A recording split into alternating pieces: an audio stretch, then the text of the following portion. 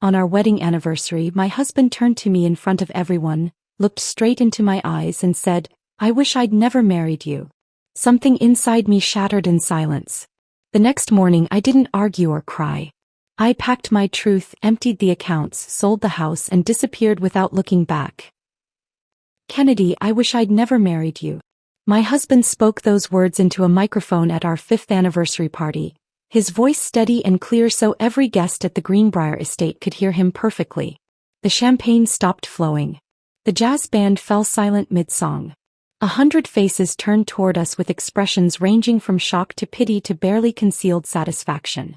I stood there in a champagne silk dress that cost more than I used to make in a month, my carefully applied makeup probably hiding none of my confusion, and tried to understand what was happening. This was not a man having an emotional breakdown. This was theater, performed with precision in front of carefully chosen witnesses. Asher handed the microphone back to the stunned event coordinator and walked off the small stage we had set up for speeches. The crowd parted for him automatically, and he left me standing alone in the wreckage of our marriage. That night I returned to our house and he did not come home. He sent no text, no call, no explanation. Just silence. I sat at our kitchen island in the dark and let myself think clearly for the first time in possibly years. People do not destroy their spouses publicly without reason. They do it when they need witnesses, when they are building a narrative for something larger. By morning, my heartbreak had transformed into something colder and more useful. I called my attorney friend Natalie and said 5 words that would start a war Asher never saw coming. "I need to see everything." Before we continue, I want to thank you for being here as we share stories of strength and survival. If you believe that truth and justice matter, please consider subscribing. It's free and helps us reach more women who need to hear this. Now let's see what happens next. But to understand how I got to that moment, sitting in my kitchen at dawn making a decision that would change everything, I need to go back to the beginning. 6 years earlier, I would never have imagined this life or this ending. I had met Asher Bennett at a charity fundraiser for literacy programs, one of those events where local businesses wrote checks and felt good about themselves for an evening. I had gone reluctantly, dragged there by Emma, my college roommate, who thought I needed to get out more after a difficult breakup that had left me questioning whether I would ever find someone who actually valued what I did for a living. Most men I dated seemed to think teaching was cute but not serious work, something I did until I found a real career or got married and had kids of my own. Asher was different, or so I thought at the time. He was the keynote speaker that night, talking about urban development and community building with a passion that seemed genuine rather than performative. He spoke about how strong communities needed good schools, how education was the foundation of everything else he was trying to build through his real estate work. When he approached me afterward at the reception asking about my work teaching 4th grade, he actually listened to my answers. He did not glance over my shoulder looking for more important people to talk to. He did not check his phone or interrupt me mid-sentence. He looked at me like I was the only person in the room worth talking to, and after years of feeling invisible or dismissed, that attention felt like water in a desert. Within 3 months, we were inseparable. Asher would show up at my apartment after long days at his real estate office with takeout from whatever restaurant he had discovered that week and stories about difficult clients and zoning battles that he made sound almost interesting. I would tell him about my students, about the boy who finally learned to read chapter books after struggling all year, about the girl whose parents were going through a divorce and how I was trying to help her feel safe at school when nothing else in her life felt stable. He said I made him feel grounded, that my work reminded him why his mattered, that watching me care so much about kids who were not even mine made him want to be a better person. When he proposed on a quiet Sunday morning over coffee on my tiny balcony, with no ring yet because he wanted me to pick one I actually liked, I said yes without hesitation. My father had passed away when I was 16 in a car accident that still felt surreal whenever I thought about it, so my uncle walked me down the aisle at my childhood church. It was a small ceremony, just close family and a handful of friends, nothing like the spectacle our 5th anniversary would become. Asher promised me stability, partnership, and a future built on honesty. I believed every word because he had never given me reason not to. Those first years felt genuine in ways I can barely access now when I try to remember them. We lived in a modest townhouse in Charleston's historic district, close enough to my school that I could walk to work on nice days, saving gas money and getting exercise at the same time. Asher was building his real estate business from almost nothing, working long hours but always making time for Sunday morning coffee on our small porch. We would sit there reading the paper, barely talking, just existing in the same comfortable space. We had simple dinners where we actually talked to each other about our days, our frustrations, our small victories. I remember laughing at his terrible attempts to cook anything more complicated than scrambled eggs. Remember him helping me grade papers at our kitchen table late into the night. Remember feeling like we were a team working toward something meaningful together. But by our 5th anniversary, everything had changed in ways that happened so gradually I barely noticed until it was too late. Asher's business had exploded beyond anything either of us had anticipated. What started as small residential property flips, buying rundown houses and renovating them for young families, became major commercial developments with investors and partners whose names I recognized from the newspaper. Money poured in like a flood that kept rising, and with it came a lifestyle I had never asked for but found myself accepting piece by piece because refusing felt ungrateful. We moved from our cozy townhouse to a 4-bedroom colonial that Asher insisted we needed for entertaining clients and investors who expected certain things from business partners. The house was beautiful in an intimidating way, with rooms we barely used and furniture that looked expensive but felt uncomfortable, chosen by an interior designer who asked my opinion but clearly already knew what she wanted. I missed our old place more than I admitted to anyone, even Emma. I missed being able to walk to the corner market where the owner knew my name and asked about my students. I missed the neighbors who would wave from their porches and sometimes bring over extra tomatoes from their gardens. I missed the simplicity of a life where I understood my role and felt competent in it. My mother visited often, always commenting on how well Asher had provided for me, how lucky I was to have married such an ambitious man who clearly adored me. She would walk through the house touching things carefully like she was in a museum, telling me my father would have been so proud to see me so well settled. Emma would fly down from Atlanta a few times a year and she would make jokes about how I had married up, but there was always something in her voice I could not quite interpret. Was it envy? Concern? Judgment? I never asked because I was afraid of the answer, afraid she would confirm what I was starting to suspect, that I had lost myself somewhere in the transition from Kennedy Hartley to Kennedy Bennett.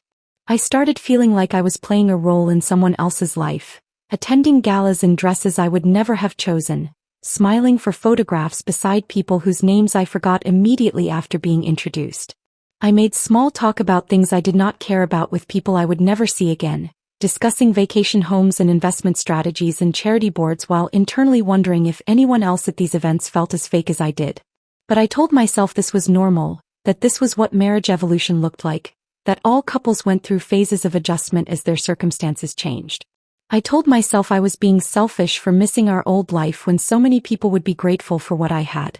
I taught myself to be grateful, to appreciate the security and stability, to stop complaining even in my own head about feeling disconnected from a life that looked perfect from the outside. The anniversary party was entirely Asher's idea, though he presented it as something we were deciding together. I had suggested something intimate, maybe dinner with our closest friends at our favorite restaurant or a quiet weekend trip to the mountains where we could actually spend time together without performing for anyone.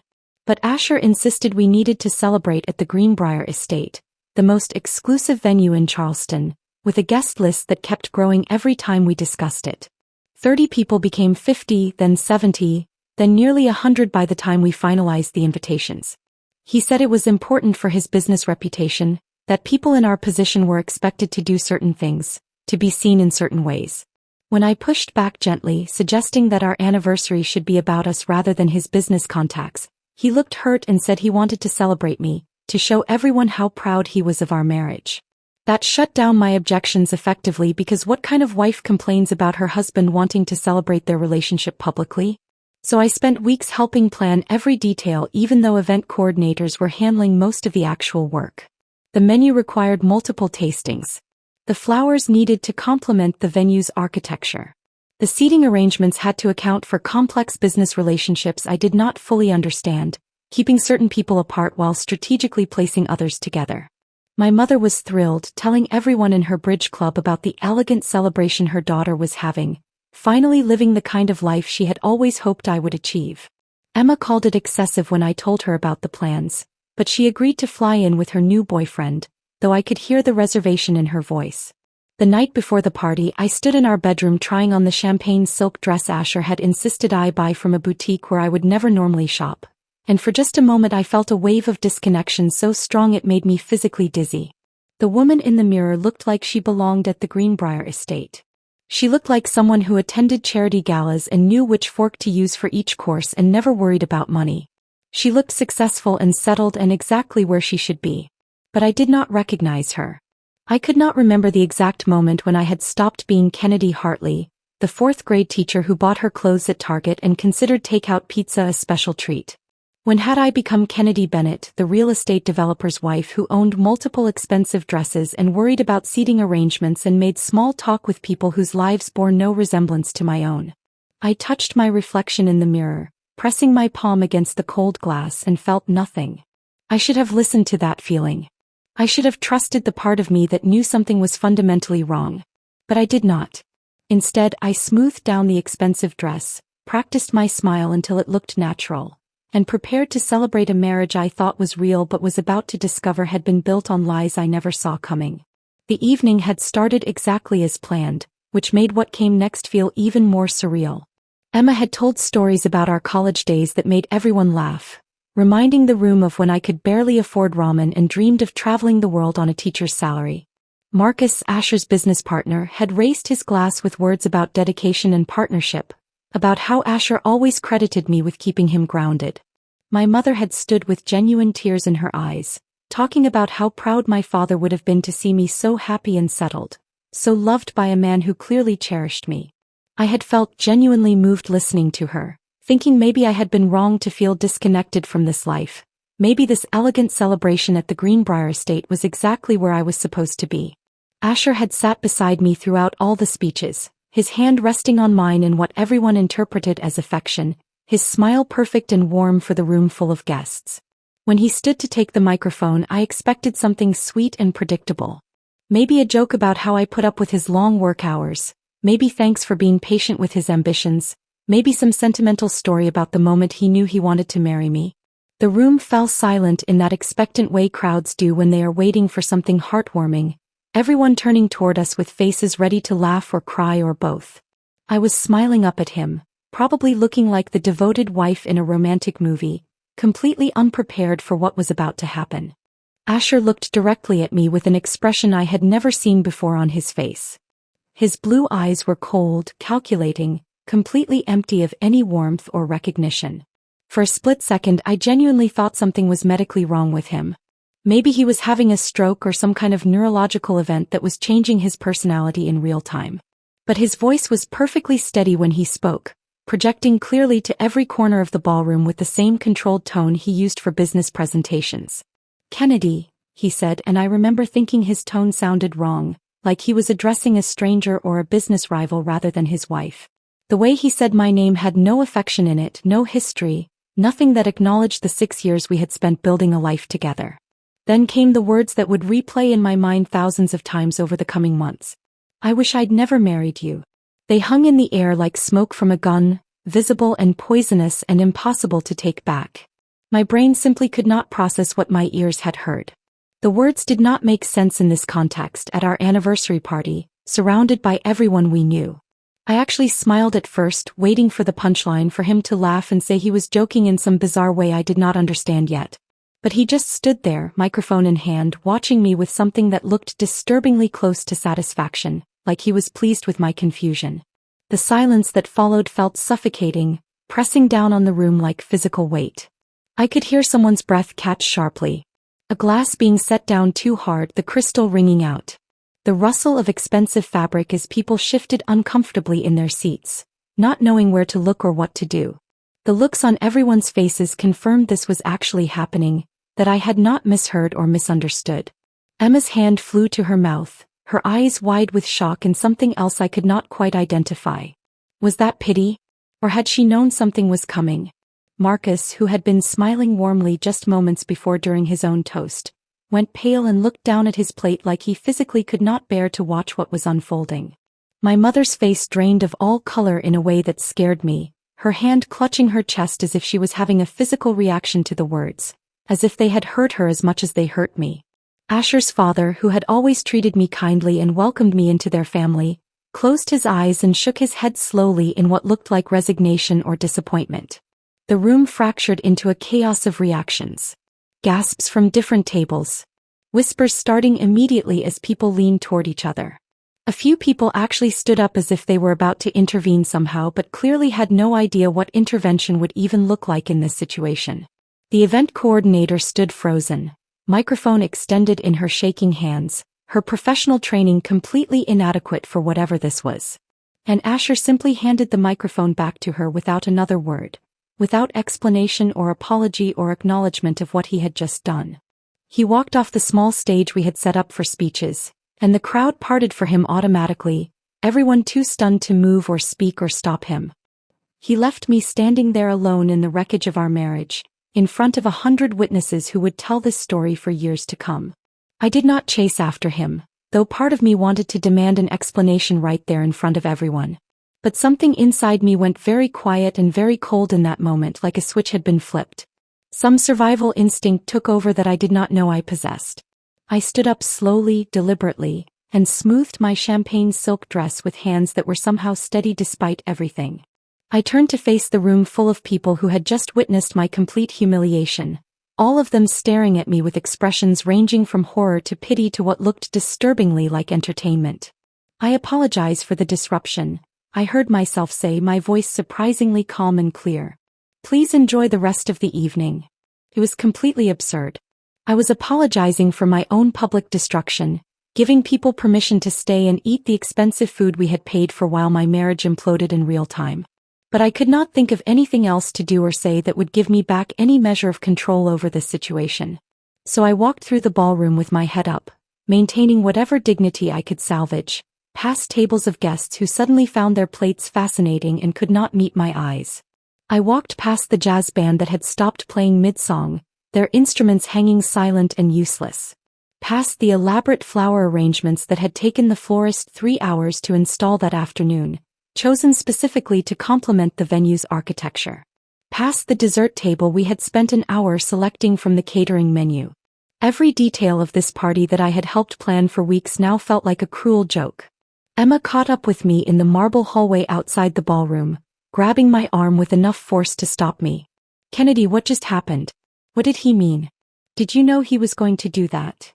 The questions came rapid fire, her voice edged with something I could not quite identify. Concern certainly, but also something else. I looked at her, at my oldest friend who had flown in from Atlanta for this celebration, and realized I had absolutely no answer to give her. I don't know, I said, and heard how flat my voice sounded, like I was reporting information rather than discussing my marriage ending. I have no idea what just happened or why. Emma stared at me like she was trying to determine if I was in shock or lying or about to break down completely. Do you want me to come home with you? You shouldn't be alone right now. But I did want to be alone. I needed to be alone to think, to process, to figure out what this meant. I'm fine, I told her, which was obviously a lie but the only thing I could manage to say. I just need to go home. That night I returned alone to our 4-bedroom colonial in the historic district, and it felt like entering a stranger's home rather than the place I had lived for the past 3 years. Asher had not come back. His car was gone from the driveway when I pulled in. His phone went straight to voicemail when I tried calling, not ringing at all, like he had turned it off deliberately. I walked through rooms we had decorated together, chosen furniture for, hung photographs in. Past images of us smiling at various events over the years. Our small wedding at my childhood church. A vacation to Savannah where we had explored historic sites and eaten too much seafood. Holiday parties where we posed with friends and family. Every photograph now felt like evidence of a crime I had not known was being committed, like I was looking at staged scenes rather than real moments from our life. I sat at our kitchen island, the same place where we had eaten breakfast just that morning. The same place where Asher had kissed my forehead before leaving for his office, telling me he would see me at the venue, that he was looking forward to celebrating with me. Had he already known then what he was going to do? Had he kissed me goodbye while planning my destruction, while rehearsing those 7 words in his head? I poured myself a glass of wine from the bottle we had opened 2 nights ago, but when I lifted it to my lips I could not make myself drink it. Instead, I just sat there in the dark house, not turning on lights, letting my eyes adjust to the shadows as my mind tried to make sense of what had happened. People do not destroy their spouses publicly without reason. This was not anger or impulse or some kind of emotional breakdown. This was strategy, theater, a performance for a specific audience. Asher had done this deliberately in front of carefully chosen witnesses, for a purpose I had not yet discovered but knew existed.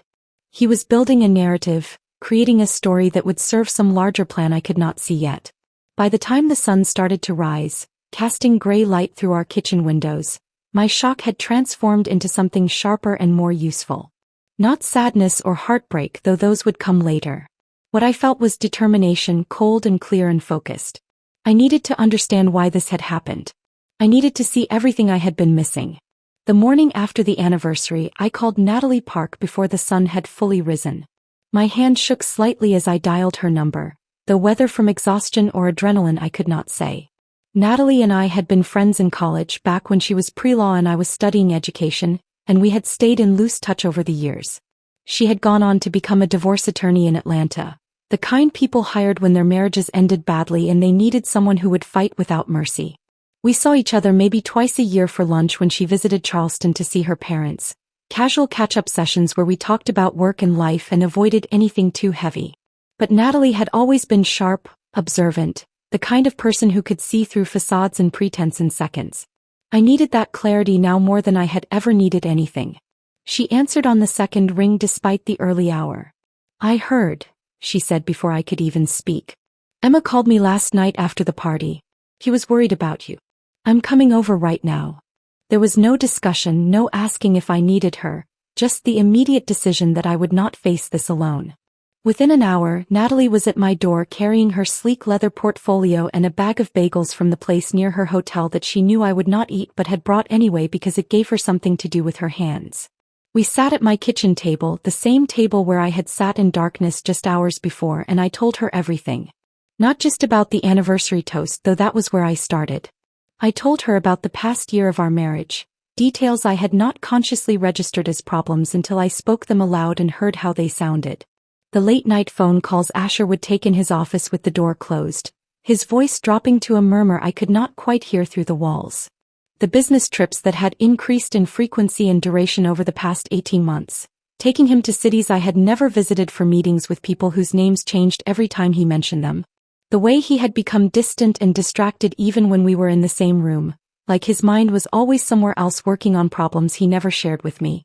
I told her about the documents he would occasionally ask me to sign, always explaining them quickly while I was in the middle of something else, making it clear that reading through pages of legal language would be tedious and unnecessary because he had already reviewed everything. Natalie listened without interrupting, taking notes in her precise handwriting, her expression growing increasingly serious with each detail I shared. When I finally ran out of words, she set down her pen and looked at me with an intensity that made me suddenly afraid of what she was about to say. "Kennedy, men like Asher do not blow up marriages publicly unless they are protecting something or building a defense for something worse. That toast last night was strategic. He needed witnesses to see him reject you to establish a narrative he can use later. We need to see your complete financial picture before he has a chance to hide anything or change access to accounts." I spent that entire day becoming a detective in my own life, searching through a house that no longer felt like home. I started in Asher's office, a room I rarely entered because he had always made it clear that this was his private workspace where he handled business matters I did not need to worry about. The filing cabinets were unlocked, which surprised me until I realized he had never expected me to look through them. Why would I? I was the trusting wife who believed everything he told me.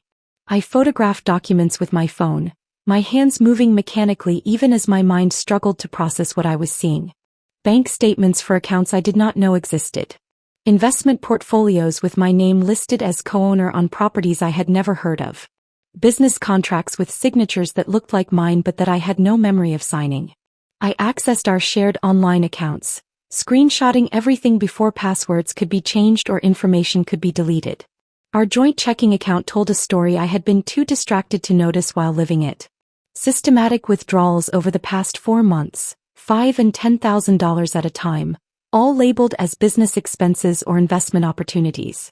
The balance had gone from healthy to nearly empty while I had continued teaching and assuming our finances were stable.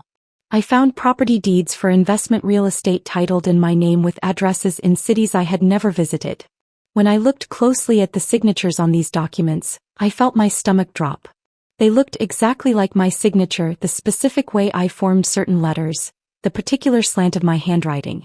But I had never signed these papers, never even seen them before this moment. Someone had forged my name so perfectly that I almost doubted my own memory. By the third day of searching, I had compiled enough evidence to know that something was very wrong, far worse than a failing marriage or even a simple affair. Natalie brought in David Ramos, a forensic accountant she had worked with on complex divorce cases involving hidden assets. David was a quiet man in his 50s with gray hair and eyes that seemed to see patterns where other people saw only numbers. He sat up in my dining room with his laptop and stacks of documents, occasionally asking me questions about specific transactions or property purchases. Did you authorize this withdrawal? Do you remember signing paperwork for this property? Were you aware your name was listed on this business account? My answer was always the same. No, I had not known, had not signed, had not authorized any of it. When David finally looked up from his laptop after 2 days of intensive analysis, his expression was grim in a way that made my chest tighten with anxiety. Mrs. Bennett, your husband has been using your identity to establish shell companies and purchase properties that exist only on paper. These are not real estate investments. The properties either do not exist or are worthless land purchased at inflated prices. The money flow strongly suggests money laundering. Funds come in from questionable sources, get filtered through these fake property transactions, then disappear into offshore accounts. If this operation comes to light and investigators start looking into it, your name is on everything. You would be the first person they would look at as the responsible party. The room seemed to tilt around me. I gripped the edge of the dining table to steady myself.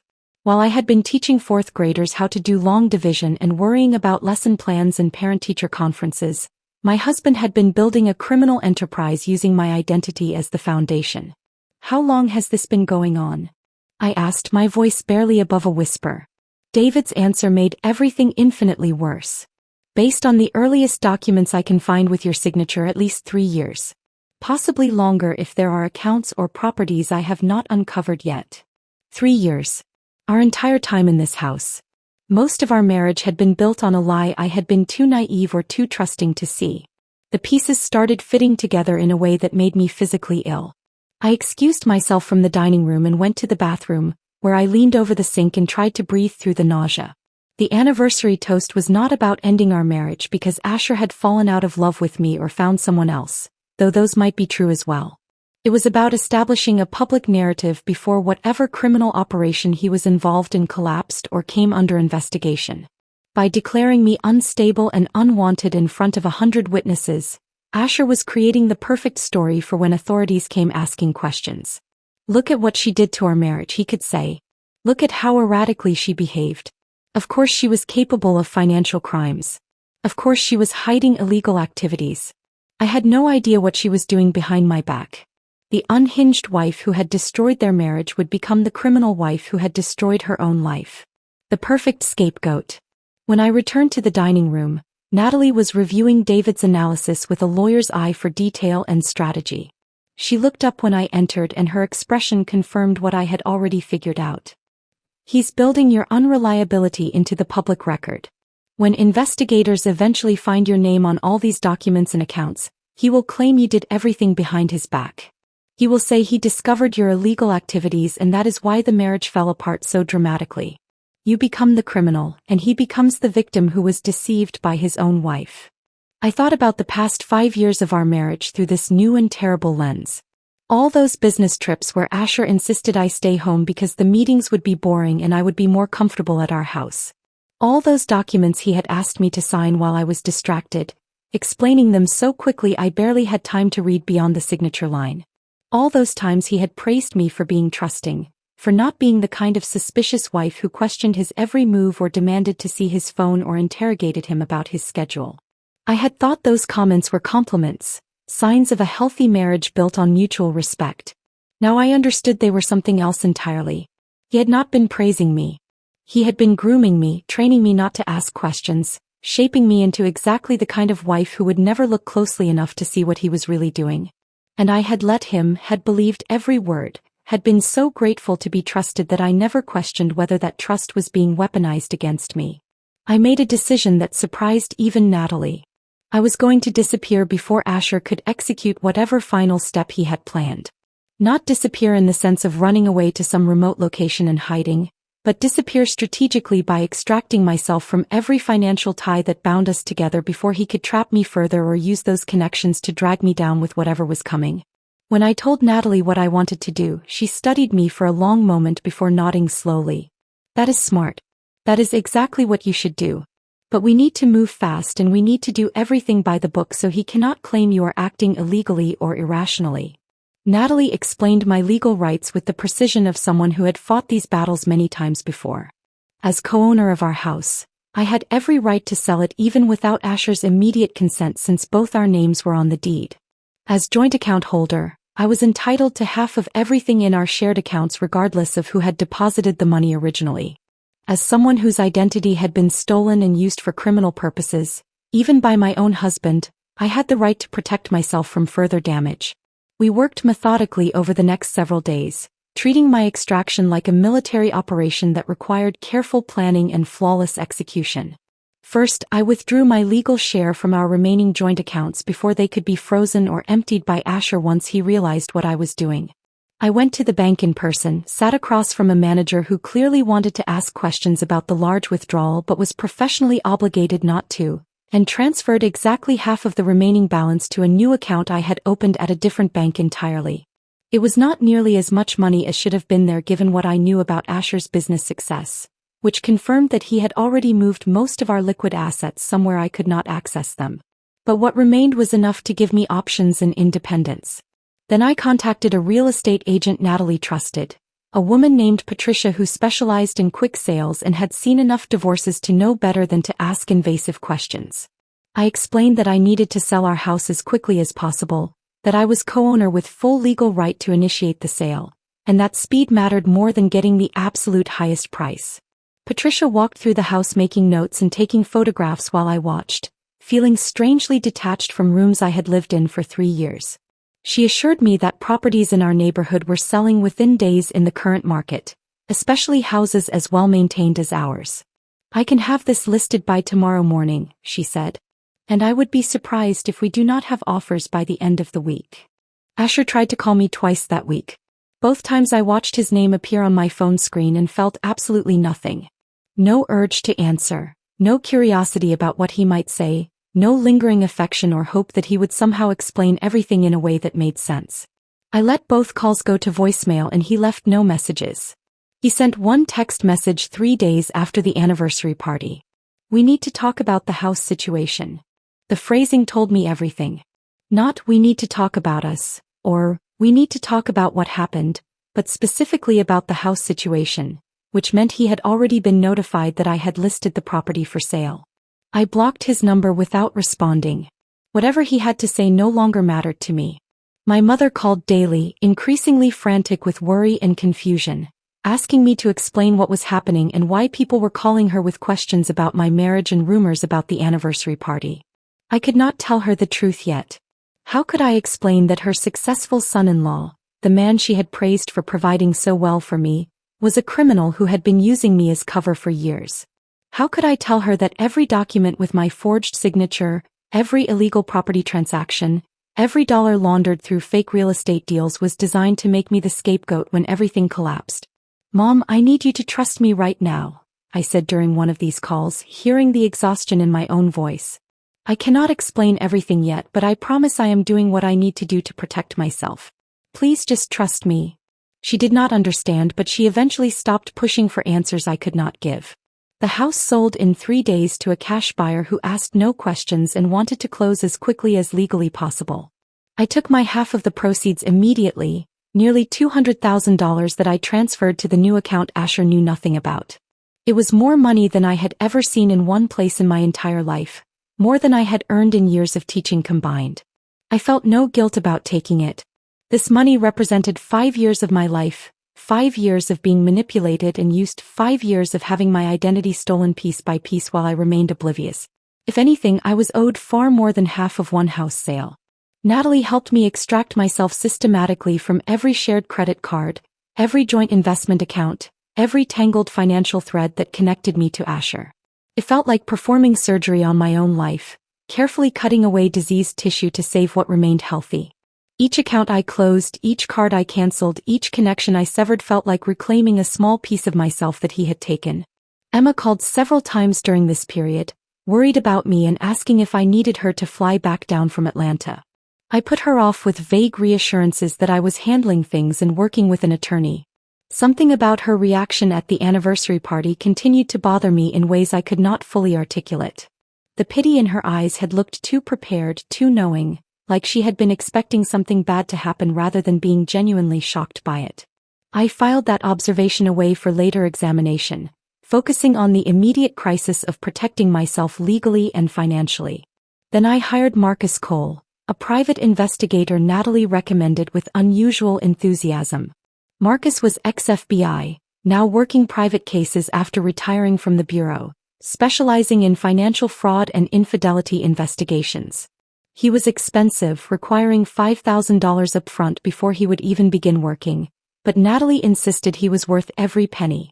You need to know everything Asher is doing, everyone he is working with and what he is planning next, she explained.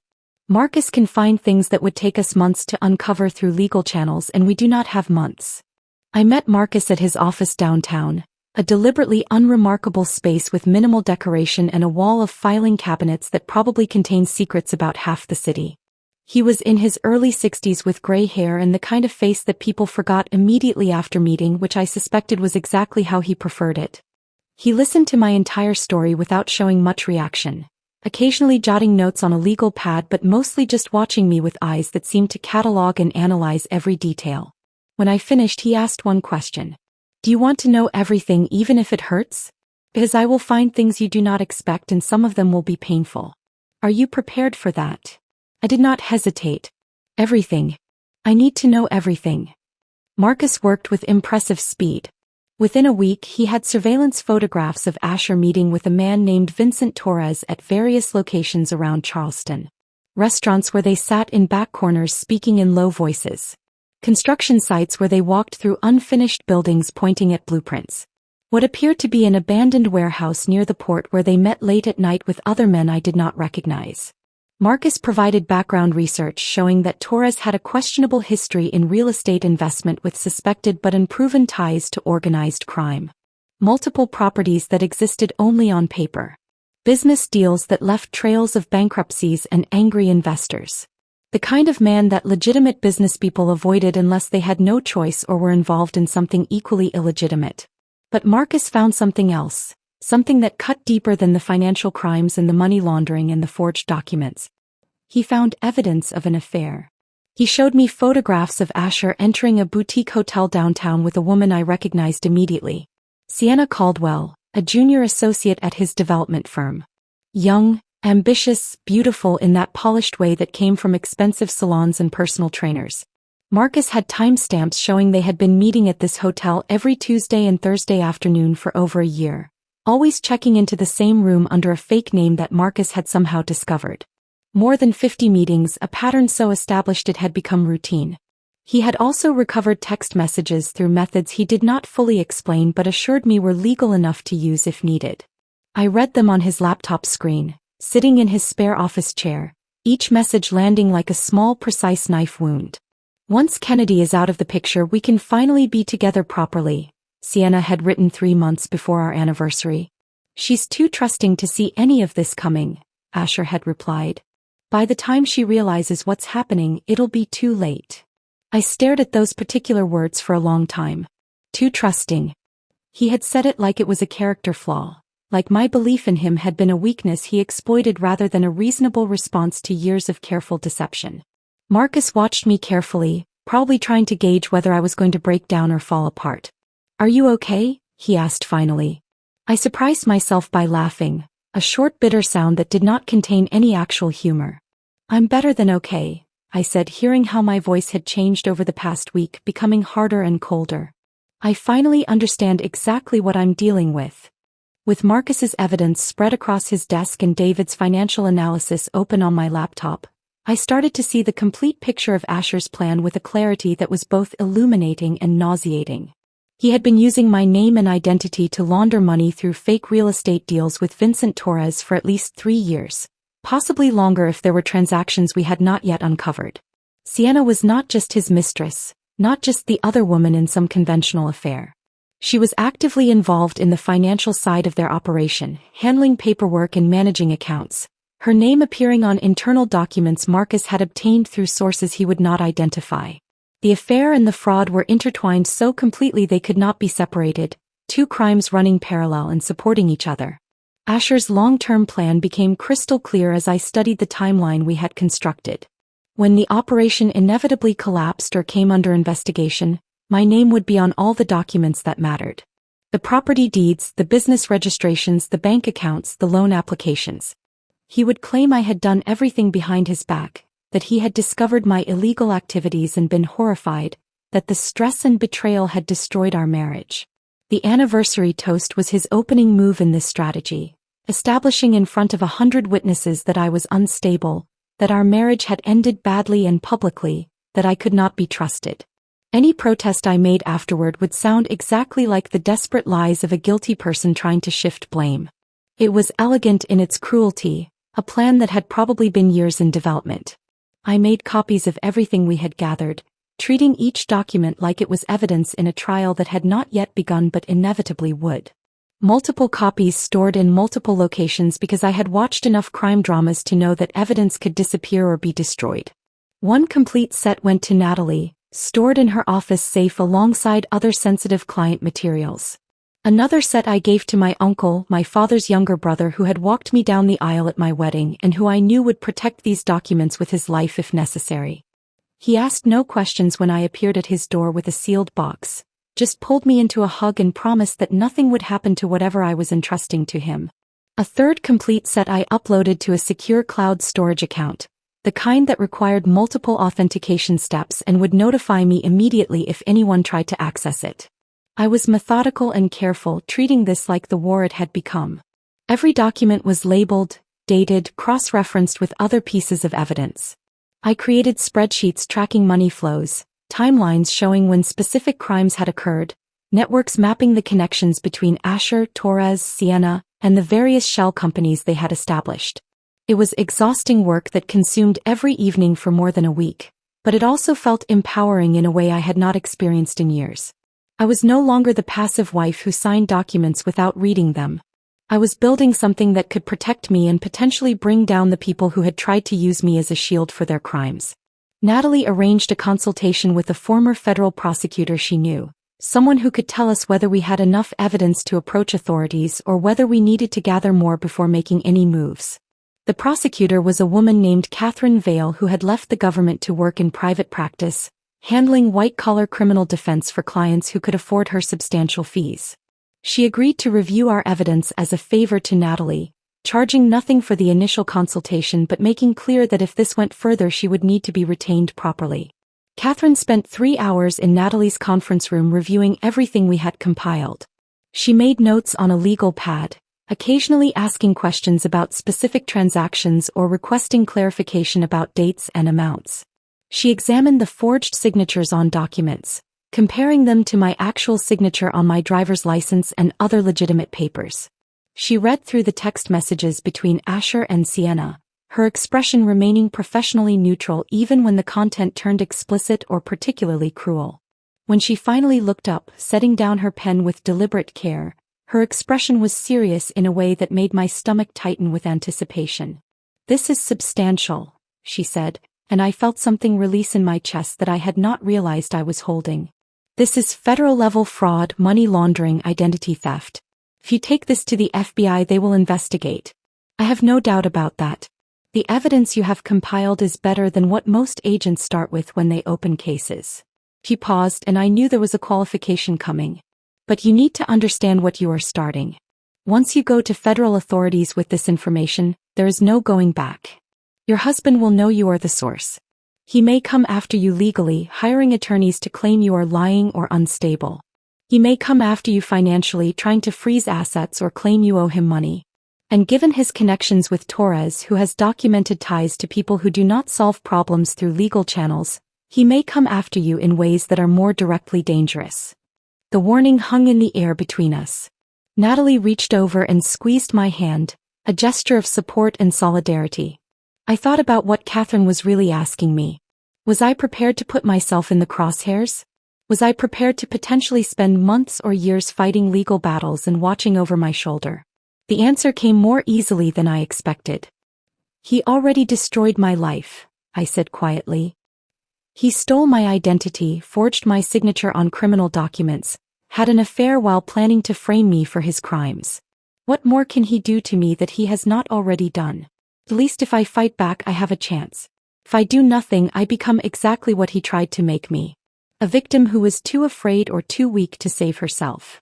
Catherine nodded like that was the answer she had been hoping to hear. Then we need to make absolutely certain you are protected before you make any moves. We need documentation showing you were an unwitting victim, not a participant. Over the following days, Natalie helped me draft a detailed timeline of every document I had signed without fully understanding, every transaction that had been done in my name without my knowledge or genuine consent, every way Asher had systematically stolen my identity over the course of our marriage. We included character references from people who knew me well. Emma wrote a statement about my character and trustingness. My principal at the elementary school where I had taught wrote about my integrity and lack of business sophistication. My mother, despite not fully understanding what was happening, wrote about how I had always trusted Asher completely and deferred to his judgment on financial matters. It was humiliating to document my own naivety in such explicit detail, to create a record of how easily I had been deceived and manipulated. Each page felt like an admission of weakness or stupidity. But it was also strangely liberating. Each document I completed was another step toward freedom, another brick in the wall I was building between myself and the man who had tried to destroy me. I was no longer hiding or pretending or making excuses. I was facing exactly what had happened and claiming my right to fight back against it. Meanwhile, Asher had no idea what I was building against him. Marcus continued his surveillance, documenting every meeting with Torres, every afternoon Asher spent with Sienna at their regular hotel, every movement that suggested ongoing criminal activity. The photographs accumulated, creating a visual timeline of crimes in progress. Asher tried to reach me a few more times during this period. Emails asking about forwarding addresses for mail that was still arriving at our old house. Text messages about shared accounts that needed to be closed or transferred. I responded only through Natalie's office, having her paralegal send cold professional emails that gave him nothing personal to work with and no opening to manipulate me emotionally. Through Marcus, I learned that Asher was busy building his own narrative. He was telling people I had moved out suddenly after the anniversary party, that I was having some kind of breakdown or crisis, that he was worried about me but did not know where I was or how to help me. The story he was constructing painted him as the concerned husband dealing with an unstable wife, reinforcing the narrative he had begun with that public toast. My mother called me in tears one afternoon, saying that people from our old social circle were asking her if I was okay, if I needed professional help, if there was anything they could do. The whispers and rumors were spreading exactly as Asher had intended. "You have to trust me, Mom," I said, hearing the exhaustion in my own voice. "I know this looks bad. I know people are talking and saying things that make me sound crazy or broken. But I promise I am doing exactly what I need to do. I cannot explain everything yet, but I will. Just please trust me a little longer." She did not understand, and I could hear her confusion and worry in every word she spoke. But she eventually stopped pushing for explanations I could not yet give. I spent my evenings in the small apartment I had rented across town, a modest one-bedroom that cost a fraction of what our colonial had. I reviewed documents until my eyes burned, built timelines until the sequence of events was burned into my memory, prepared for the moment when I would finally be ready to strike back. And slowly, methodically, with help from people who believed me and wanted justice, I built a case strong enough to bring down the man who thought he had destroyed me. Catherine Vale made the introduction that would change everything. She called me on a Thursday afternoon, 3 weeks after our initial consultation, and told me she had arranged a meeting with someone I needed to talk to. Special Agent Rachel Morrison from the FBI's Financial Crimes Division. Catherine explained that Agent Morrison had a reputation for taking down white-collar criminals who thought they were untouchable, people with money and connections and expensive lawyers who had never faced real consequences for anything in their lives. "She is exactly who you need," Catherine said. "But I have to warn you. Once you walk into that federal building and present this evidence, You will be setting events in motion that cannot be stopped or controlled. There is no going back from this decision. Catherine arranged the meeting for the following Tuesday, giving me several days to prepare myself mentally and emotionally for what I was about to do. She warned me that the FBI would investigate everything, including me, at least initially. They would need to verify that I was truly an unwitting victim rather than a participant who had gotten cold feet or was trying to avoid consequences. You need to be prepared for that level of scrutiny, she said. They will ask hard questions. They will look into every aspect of your life. They will talk to people you know and worked with. Are you ready for that? I told her I was prepared because I had spent weeks documenting exactly how I had been deceived, building a case for my own innocence that was nearly as thorough as the case I was building against Asher. More than that, I was ready to stop being afraid. For 3 weeks I had been looking over my shoulder, wondering if Asher or Torres would figure out what I was doing, wondering if I should just take my money and disappear somewhere they would never find me.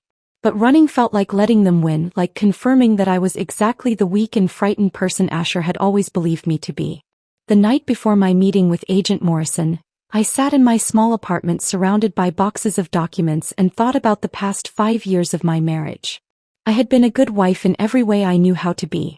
Loyal when loyalty was required. Trusting when trust was asked for. Supportive of Asher's ambitions and career even when they took him away from home for days at a time. And he had weaponized all of it, turning my love into a tool for his crimes, transforming my trust into a shield he could hide behind. I walked into the FBI field office on Tuesday morning carrying a rolling suitcase full of evidence, the kind of suitcase people take on vacation when they plan to be gone for weeks. The security screening at the entrance took longer than usual because of the amount of paper I was carrying, but eventually I was cleared and directed to the 4th floor where Agent Morrison was waiting. She met me in a conference room that was deliberately impersonal, gray walls and a long table and nothing that would distract from the serious business of investigating federal crimes. Agent Morrison was a woman in her late 40s with dark hair pulled back in a practical style and eyes that seemed to see straight through whatever facade people tried to present.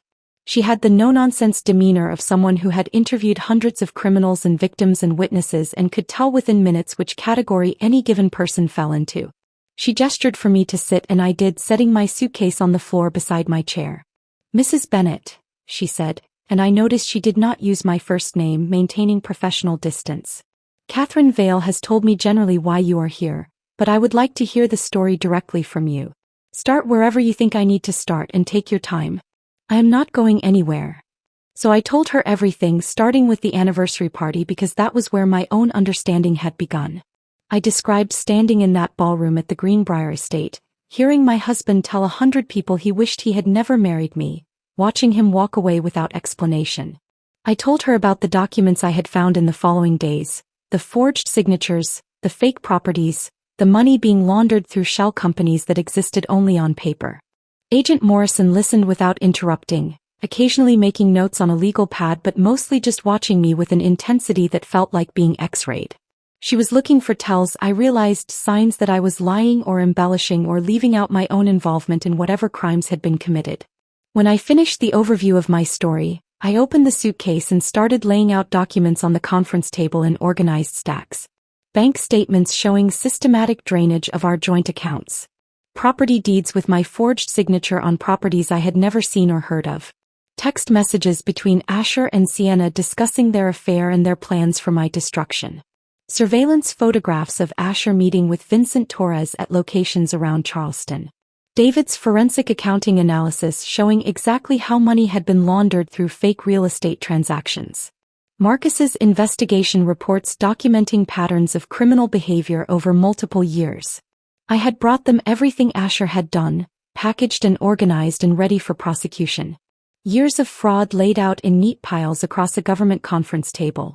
Agent Morrison spent 2 hours reviewing just the first layer of evidence, asking occasional questions about specific documents or transactions, requesting clarification about dates and timelines.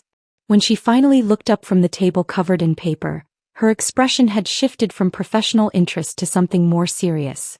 "Mrs. Bennett, this is substantial.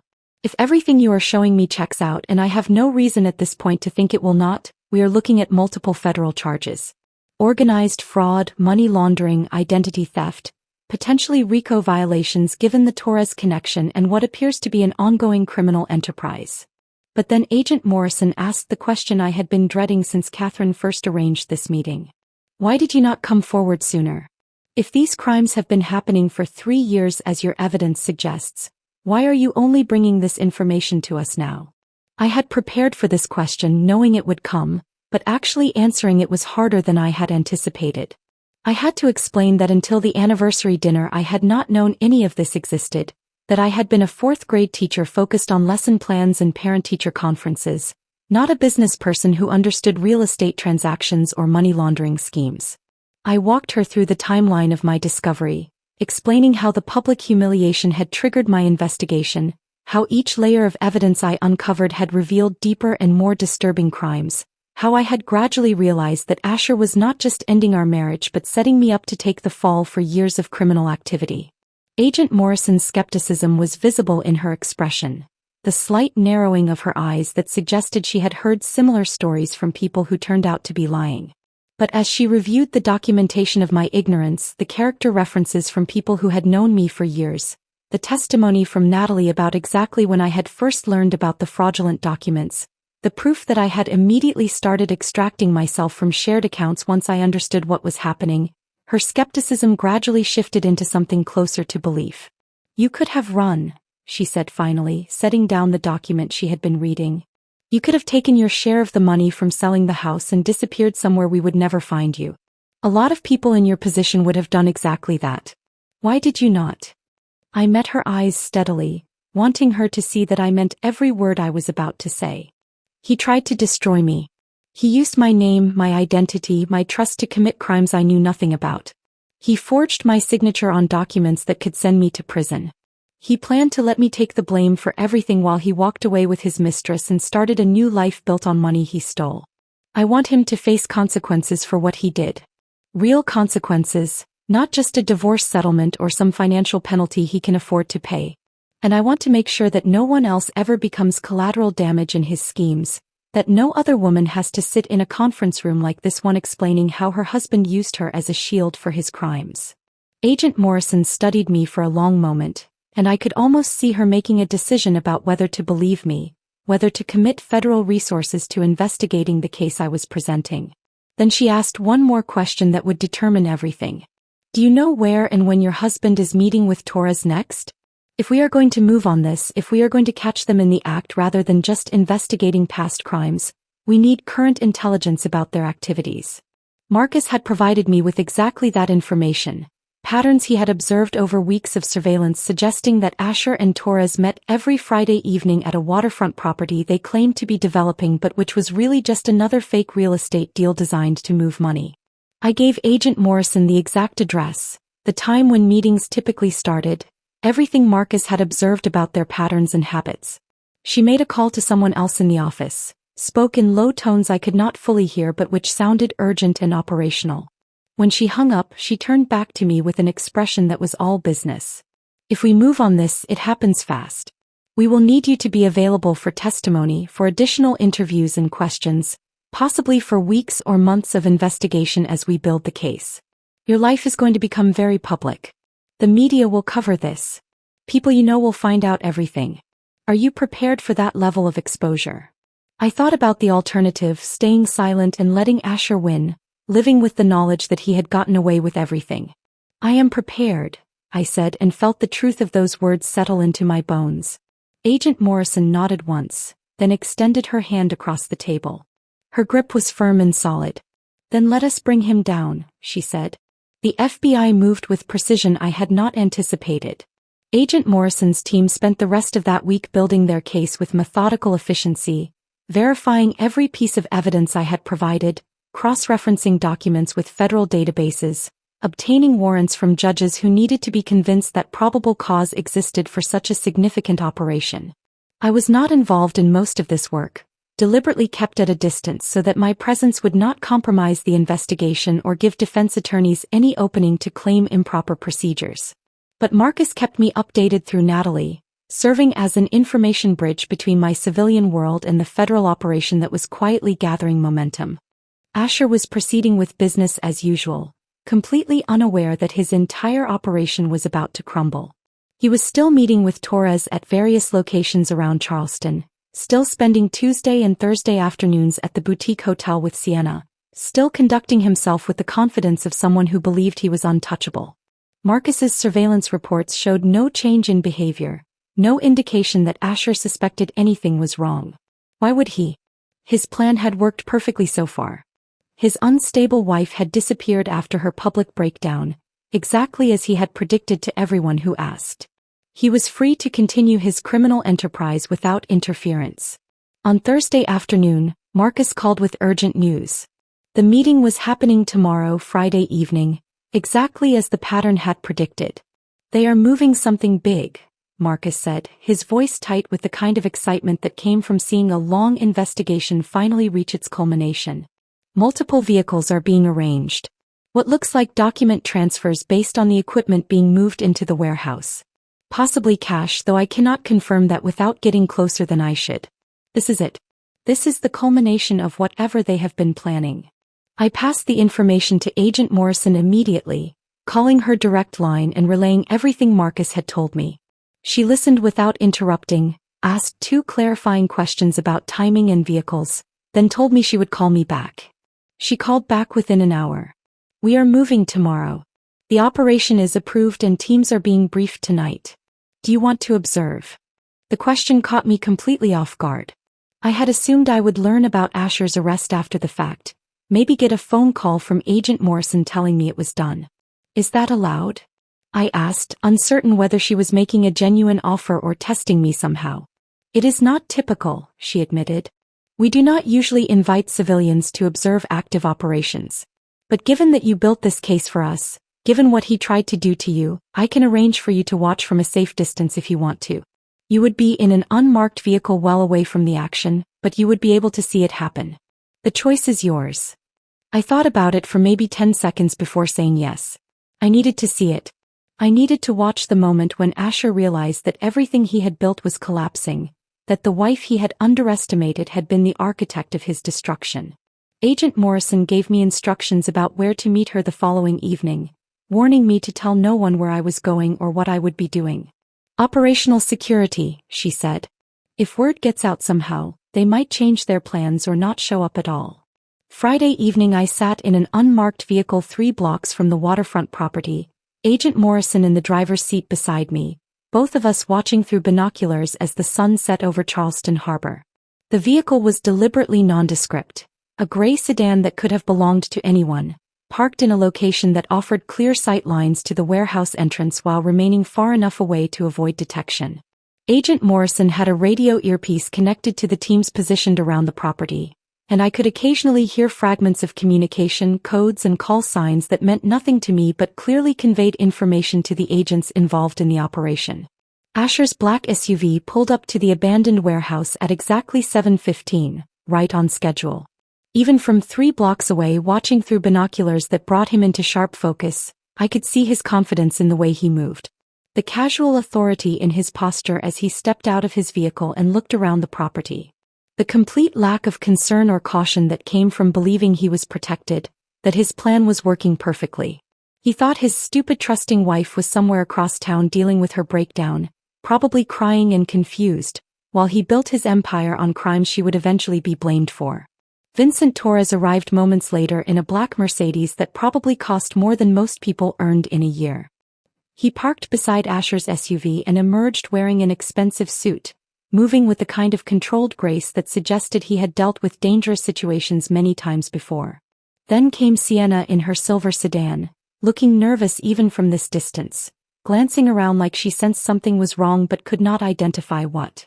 She joined Asher and Torres, and the 3 of them stood talking for a moment before heading toward the warehouse entrance. Agent Morrison spoke quietly into her radio, her voice calm and professional despite the tension I could feel radiating from everyone involved in this operation. "All units hold position. Wait for my signal. We need them inside and engaged in the transaction before we move." I watched Asher enter the warehouse with Torres and Sienna, watched the heavy door close behind them, and for a moment everything was perfectly still. The evening air was cool and clear, sounds carrying across the water from the harbor. Then Agent Morrison said two words that changed everything. Execute warrant. Federal agents poured in from every direction with coordinated precision that was almost beautiful to watch. Vehicles that had been parked in seemingly random locations suddenly converged on the warehouse, blocking every exit. SWAT teams in tactical gear emerged from positions I had not even noticed they were occupying, moving toward the building with weapons ready. Unmarked cars sealed off the street in both directions. The entire operation took less than 30 seconds from Morrison's command to complete containment of the property. I watched through the binoculars, my hands shaking slightly, as agents entered the warehouse and the careful plan that had been weeks in development finally executed. They emerged several minutes later, and I watched through the binoculars as Asher was led out in handcuffs. His expression was transforming in real time, confusion giving way to fury, giving way to something that looked disturbingly like fear when he saw the number of agents surrounding him and understood the scale of what was happening. Torres was cuffed beside him, stone-faced and silent, showing no emotion at all, as if this was just an unfortunate business setback rather than the end of his criminal enterprise.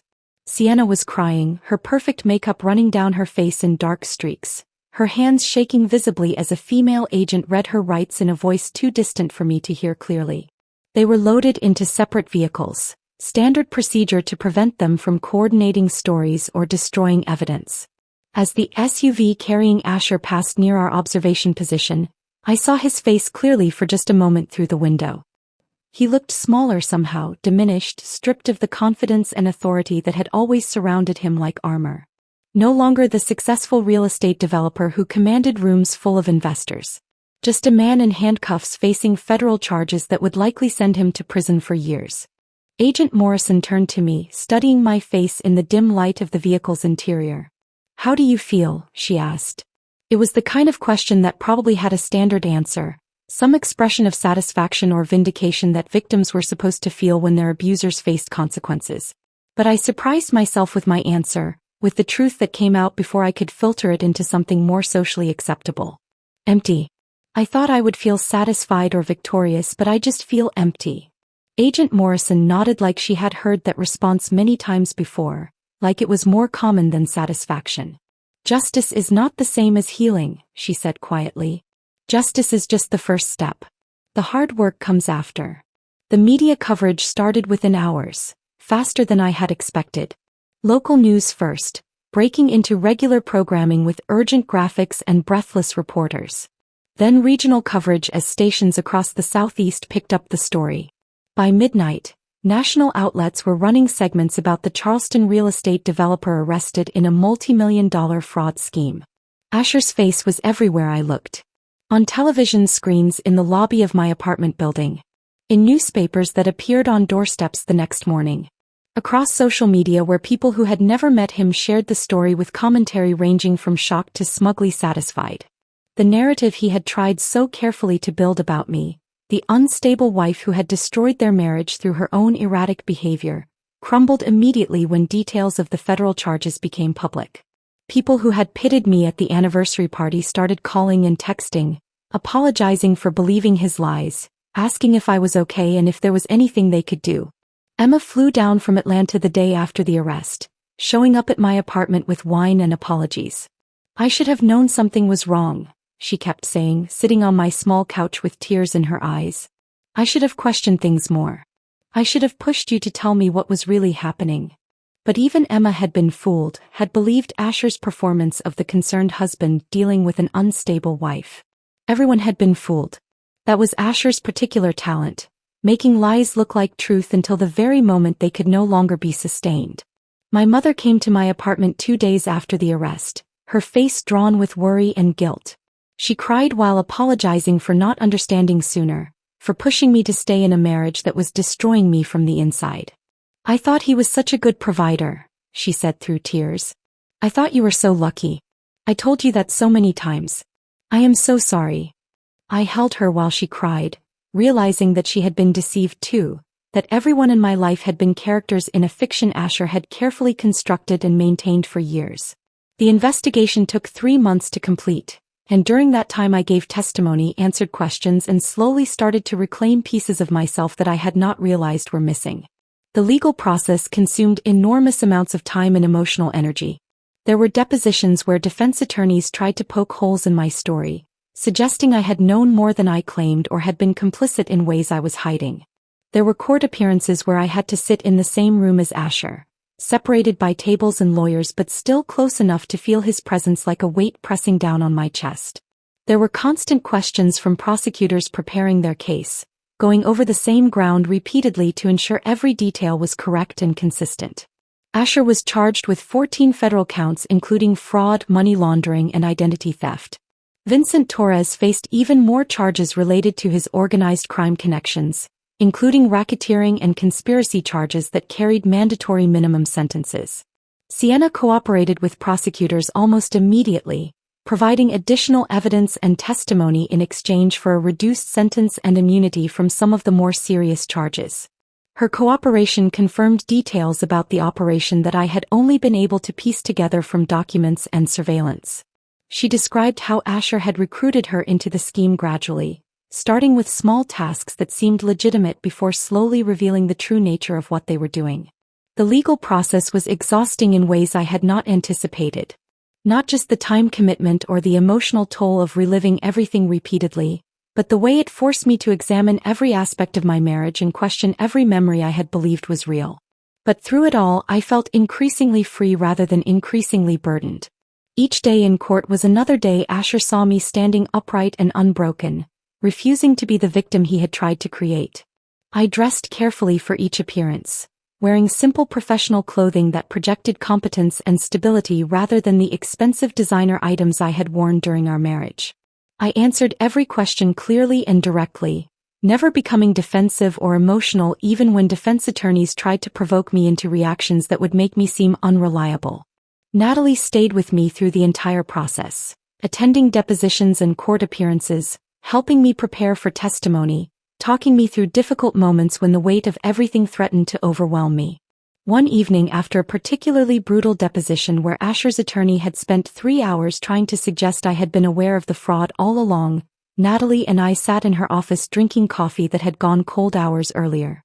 "You know what revenge really is?" she said, looking at me with an intensity that demanded attention. "It is living well. It is becoming someone they cannot touch anymore, someone who exists completely outside the damage they tried to inflict. That is the only revenge that actually matters in the end." I thought about that observation often in the months that followed, letting it reshape how I understood what I was doing and why it mattered. When the verdicts finally came, they were decisive and unambiguous. Asher received 12 years in federal prison without possibility of early parole.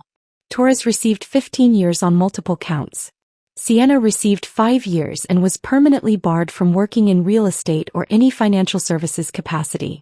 I attended the sentencing hearing, sitting in the back of the courtroom where I could observe without being the center of attention. The judge delivered each sentence with clinical precision, explaining the reasoning behind the decisions and the message being sent about the seriousness of these crimes. Asher looked back at me once, just before the marshals led him away to begin serving his sentence. I do not know what he expected to see in my face. Anger perhaps, or tears, or satisfaction, or some combination of emotions that would tell him I was still connected to him emotionally even through hatred. I gave him nothing. I simply looked at him like he was a stranger I was observing with mild curiosity, which is what he had become. The man I married had never actually existed. I had been in love with a performance, a carefully constructed character designed specifically to use me for purposes I never understood until it was almost too late. The real Asher was the one standing in handcuffs, finally facing consequences for choices he had made deliberately and repeatedly over years. After the sentencing, I walked out of that courthouse into bright afternoon sunlight and felt something shift fundamentally inside me. The weight I had been carrying for months, maybe years if I was being honest, began to lift. Not disappearing entirely, but becoming manageable in ways it had not been before. I made the decision to leave Charleston entirely within days of the sentencing. There were too many memories in that city, too many places where I would run into people who would always see me as the woman from the anniversary disaster. The story had become local legend, retold at dinner parties and social gatherings as a cautionary tale about trusting too much or a shocking example of how well people could hide their true natures. I chose Portland, Oregon, deliberately selecting a destination as far from South Carolina as I could get while staying in the continental United States. I changed my name back to my maiden name through legal process, becoming Kennedy Hartley again and reclaiming the identity Asher had tried to steal and corrupt. I found a small apartment in a quiet neighborhood, the kind of place where neighbors minded their own business but would help if you needed something. I got a job as a grant writer for a non-profit organization that helped women escaping dangerous relationships, using my writing skills and my lived experience to help secure funding for programs that provided shelter, legal assistance, and job training. The irony of the work was not lost on me. I spent my days writing proposals that described the challenges faced by women trying to leave abusive situations, the barriers that kept them trapped, the resources they needed to build independent lives. But it felt right in ways I had not expected. Using my experience to help others find freedom gave meaning to what I had survived. My new coworkers knew nothing about my past and I liked it that way. I was not the woman from the viral anniversary video anymore.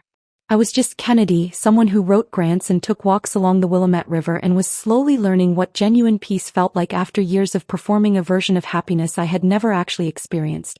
Emma visited once, flying out for a long weekend and bringing wine and old photo albums from college. We spent an evening on my small balcony looking at pictures from before Asher, from when I was still figuring out who I wanted to be, and I realized with sharp clarity how much of myself I had lost in that marriage. Not just specific interests or friendships that had faded, but fundamental aspects of my personality that I had suppressed or modified to fit the role of the wife Asher needed me to be. 6 months into my new life, I received a letter from Asher. It had been forwarded through Natalie's office, and I held it for 3 days before opening it, uncertain whether reading his words would set back the progress I had been making toward genuine healing.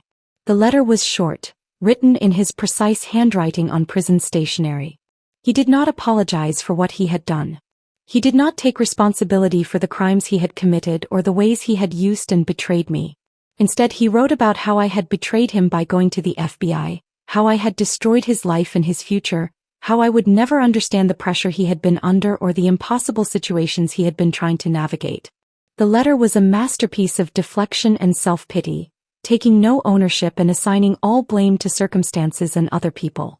I read it once, sitting at my small kitchen table, and felt nothing except a distant kind of pity for someone so fundamentally unable to see himself clearly. Then I burned it in my kitchen sink, watching the paper curl and blacken until nothing remained but ash that I washed down the drain. That letter was the last piece of Asher I allowed into my life or my thoughts. My mother calls every Sunday now, and we have rebuilt something honest between us after years of performing a relationship that looked good from outside but lacked genuine depth. She apologized for pushing me to be the perfect wife, for caring more about appearances and social standing than about my actual happiness. We talk about smaller things now during our calls. Her garden and the tomatoes she is growing. My work and the grant proposal I am struggling to finish. The life I am building piece by piece in a city where no one knows my story. Sometimes she asks if I am happy and I tell her the truth without embellishment. I'm getting there. Happiness is not a destination I reached the day Asher was convicted or the day I moved to Portland or any single moment I can point to and say that is when everything changed. It is something I am building slowly and deliberately in a life that is finally, completely my own. Emma asked me recently during one of our phone conversations if I would ever marry again, if I could trust someone enough after everything that happened. I told her maybe someday, but not because I need someone to complete me or provide stability or give my life meaning. I am already complete. The revenge was never really about destroying Asher or watching him face consequences, though that was necessary and important. The revenge was about refusing to let him destroy me, about becoming someone who could not be touched or diminished by what he had tried to do. And in the end, that is exactly what I did. If this story of justice and resilience kept you captivated until the very end, hit that like button right now. My favorite part was when Kennedy walked into that FBI office with a suitcase full of evidence, taking control of her own story. What was your favorite moment? Drop it in the comments below. Don't miss more powerful stories of courage and transformation like this. Subscribe and hit that notification bell so you never miss an upload.